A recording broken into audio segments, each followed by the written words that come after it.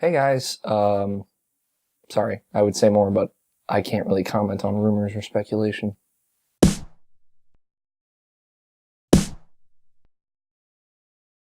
This is Alex O'Neill for Alex Talks. If you're not familiar, it's where I sit here, talk to you, the camera, about video games, and we have a good time. Usually. I can only hope. But today I wanted to talk about something that came out over the weekend, which was the YouTube, Twitch, whatever. I don't even know what to call this anymore, which has, at the time of this recording, yet to be confirmed, and I can totally see it going either way. So I'm not completely dismissing or saying I'm rejecting the idea that YouTube is buying Twitch TV, but it is a possibility, and right now it is not 100% confirmed. It's just somebody said that they had a guy that knew that this was going to happen. And that's how pretty much every rumor or anything gets started. But I wanted to talk a little bit about rumors, because rumors and speculation, especially when it comes to video games, they're very absurd, I think. If you go on pretty much any conglomerate news website for video games, such as N4G, for example, pretty much all of the top stories are going to be, E3 press list leaked, and there's a list of everything that's going to be shown at Microsoft and Sony's press conference, and Nintendo's new Zelda title has been leaked, and yeah, that's just, there are rumors out there that are true, and they slip through the cracks, because they're just rumors out there drowning everything, and you can't even focus on what might be real, and that's kind of, it's a big problem when we get to E3 season, when it's just rumor, and we don't know if, or even maybe if any of these rumors might be true, or if they hold a grain of salt, or it gets to the point where you can't even track where they're all coming from. So recognizing any one of them as more accurate or less accurate than any other is just, it's impossible at this point. And that's fine. That's just the excitement, and that's just real news go-getters will be out there finding this and be like, hey, I know a guy, and I know this source, and I know I can trust it, and stuff like whatever Patrick Klepek would put out, for example. I trust him. And he actually went out on record on the Giant Bombcast. He's like, when we kind of get 1 month out from E3, I just kind of stop asking my sources, if they have anything to share, if they know anything. One, because there's just so much, and two, because he likes to go into E3 and be sitting in that's press conference watching it and be surprised. And I agree 100%. I'm completely with him. I usually, we at Irrational Passions do a fun video thing where we all hang out and watch E3 together.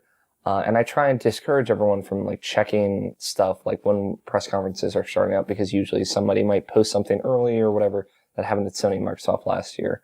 And I just, I want to enjoy this press conference in the vacuum that I'm watching it in and have a good time with it. And this Twitch YouTube stuff is a big, it relates to that very, very well. Not necessarily to E3, but just in general of rumors and speculation. YouTube might be buying Twitch.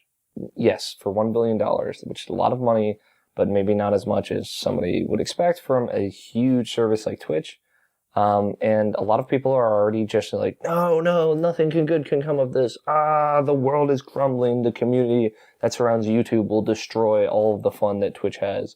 YouTube will immediately make it impossible for Twitch players to stream music that they like to listen to.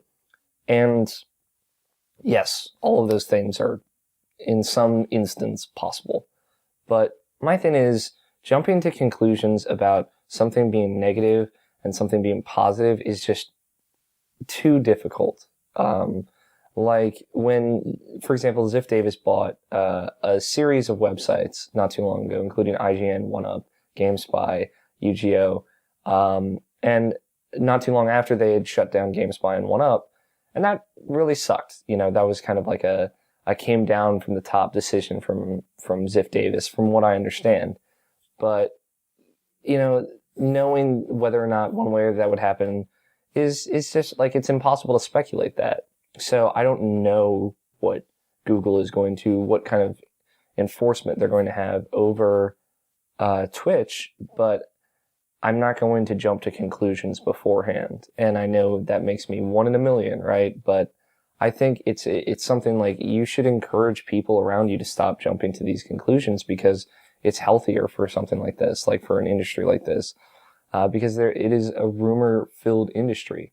I think that this buyout is very likely, and I think it will happen, but, I don't know what the repercussions will be. My hope, and I think, you should focus on what you hope will happen if something like this does go down. My hope is that this makes it easier to stream to YouTube. It makes apps like XSplit have like YouTube support in them, so you can stream to your Twitch channel and have that just forward onto your YouTube page or whatever automatically. Make it easier to archive streams that you've recorded in the past. That would make my life a whole lot easier. And things like that, like maybe this will bring back or incorporate a better live chat system into live YouTube videos, because the chat they have for like live stream YouTube videos for like Google Hangouts on Air is just like the comment system from YouTube, and it doesn't refresh. It has like no refresh rate. It's like you'll be lucky if you get it to work, and that's a real bummer, unfortunately. But I'm hopeful. We'll see. I'm just saying, let's not jump to any one way or the other conclusions quite yet. Twitter question. So we have a Twitter question from IrrationalPassions.com's newest writer, Charles Hood, who is a really cool guy. He's written a couple of guest columns for the site before. His first article just went out today. You should check it out. His Twitter handle is @SephraCloud, and I know what he's going for, like Sephiroth and Cloud, like into one word. SephraCloud. I think I'm sorry, Charles. He says, what is Rockstar cooking up for next gen? And he asked I thought it'd be Red Dead 2. I talked about this on the most recent podcast that you can listen to right now, episode 179. This is like a pipe dream. But I kind of want Rockstar to make something completely new.